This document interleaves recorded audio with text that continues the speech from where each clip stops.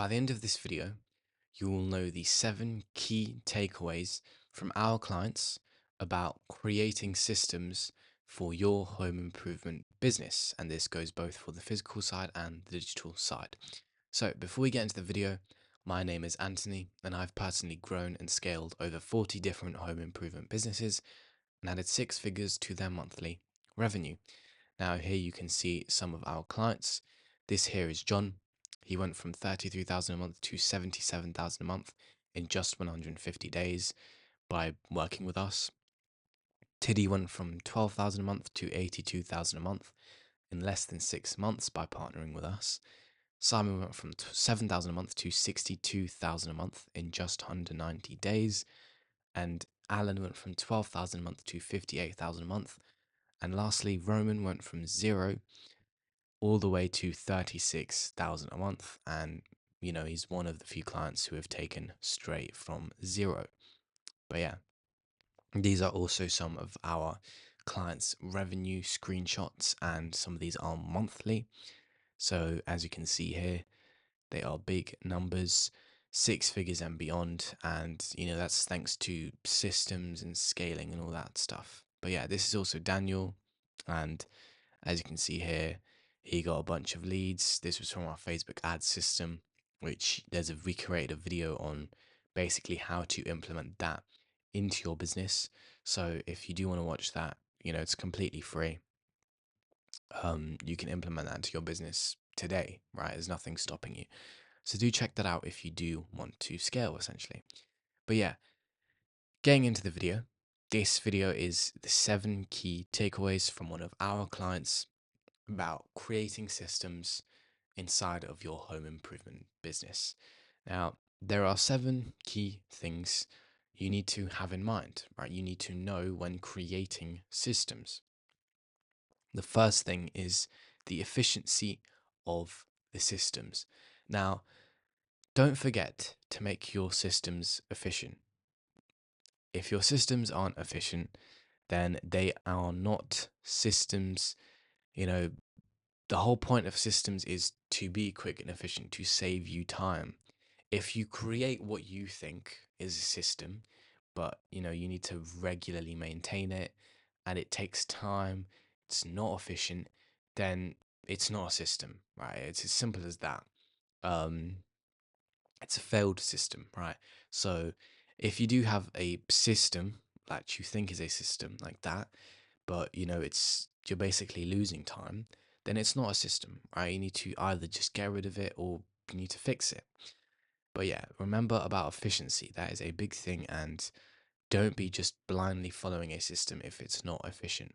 The second thing is reviews, right? A lot of people forget this, but you need to review your systems like periodically, right? Every once in a while, you need to review them, see how they're doing, see how they're actually performing, um, and you need to use reviews for that. With that, you can see what areas you need to improve, what areas aren't working, and remember that systems can be improved. They aren't just a one-time thing you make and then you leave them alone, because things can change. If you made a system 5 years ago, then most likely parts of that system would have to be changed, you know 4 or 5 years later, because some things would have changed, whether it be new technology or anything like that. And in terms of like the reviews itself, you can ask customers, you can do surveys, feedback after the job is done. Things like that are all things you can do. Now, moving on to the third thing, which is long-term prosperity. Now, when creating systems, you need to think about the long-term prosperity. Now, something might seem like a lot of effort now, or it might need a bit of upfront cost, anything like that. But you need to think about the long-term advantages of it. And what I also mean by long-term prosperity is you want to make sure that it will work in the long run. You'll obviously need to change some parts, as I said, in the long run, but you want to make it so that it still pretty much works in the long run, right?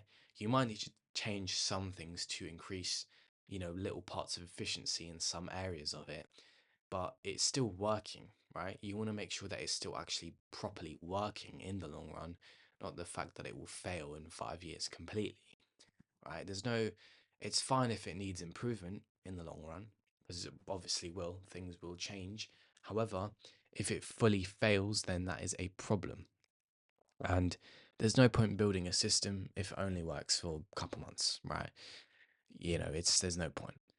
It needs to work in the long term. It needs to work for a long time. And especially because if you create a good system, then your business will kind of rely on it essentially. And if it just stops working after a month or two, if something changes and then within your business or within the market and it stops working, then essentially your business is kind of going to break in that aspect because it was relying on it, but then it no longer works. So it needs to work long term. Now, the fourth thing is having proper tools.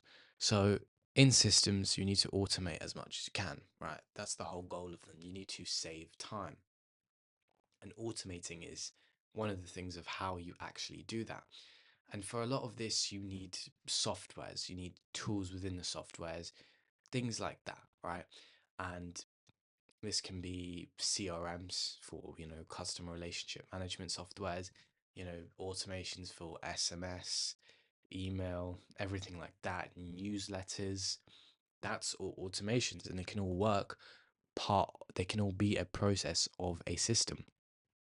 Now, you do need those.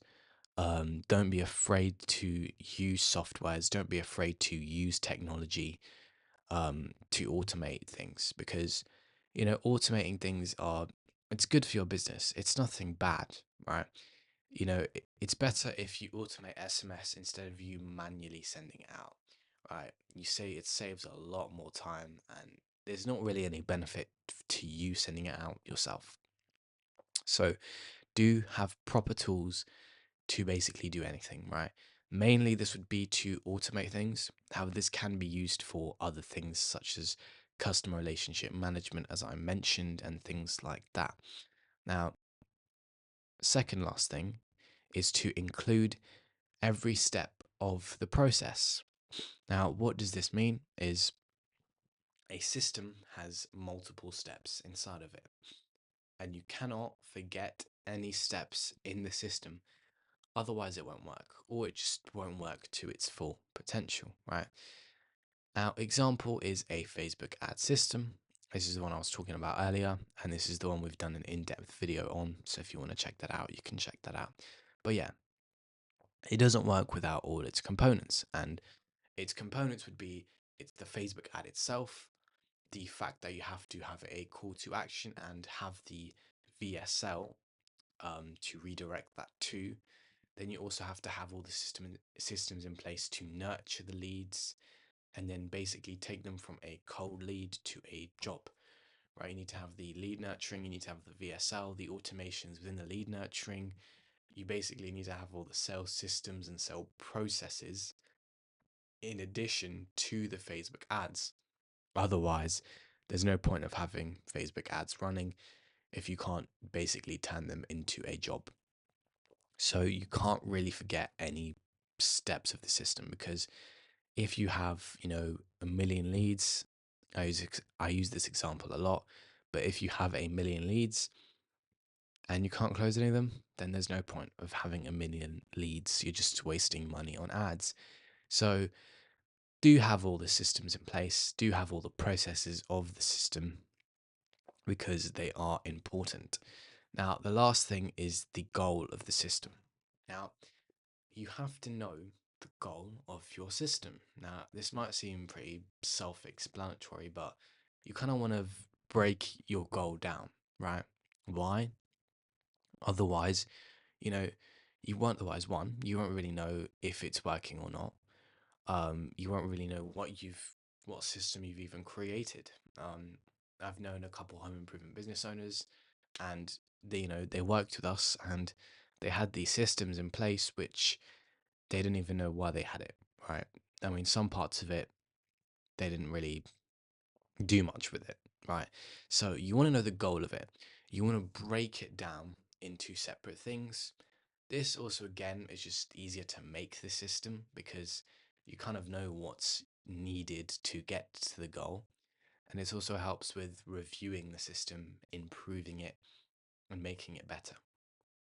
But yeah, that is the last of the 7 key takeaways.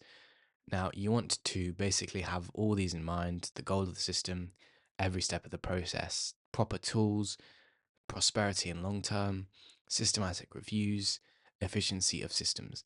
These things you need for your business when creating systems.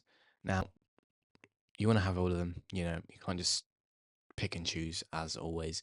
You need to have all of them. But yeah, that is it for this video. If you want access to this Miro board and have a look at this again, then you can DM us on Instagram and check the link in the description as well. And we can give this to you all for free, in addition with all the other Miro boards that we use in all our other videos. Just giving you a bunch of free value, a bunch of value that you can turn into something into your business, right? You can turn this into a good system.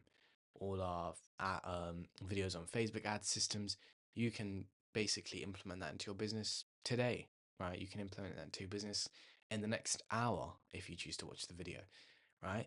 It's up to you, right? But we are giving this value for free, so we just want you to scale your business. But yeah, that is it for this video.